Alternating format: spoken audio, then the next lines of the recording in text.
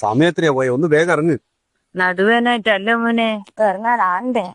ഒരു കാര്യം ഞാൻ പറയാ, അടുത്ത പ്രാവശ്യം പോകുമ്പോ എന്നെ വിളിക്കണ്ടേ. ബിന്ദു പ്രകാശൻ ആരെയാന്ന് വെച്ചാ വിളിച്ച. എത്രയുടെ പൈസ? സമാധാനായല്ലോ.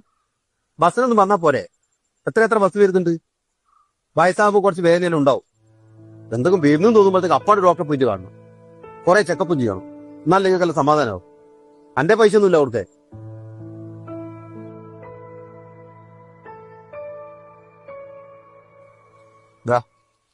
ആടെ കുറച്ച് കൂടുതലാട്ടാ. ഞാൻ സ്ഥിരം പോന്നെയാ.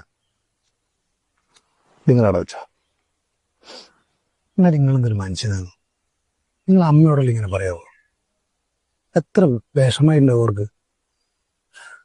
നിങ്ങൾക്ക് പറ്റൂല, നിങ്ങൾ പറഞ്ഞോ അടുത്ത പ്രാവശ്യം ഞാൻ കൂട്ടി പോയിക്കോളും.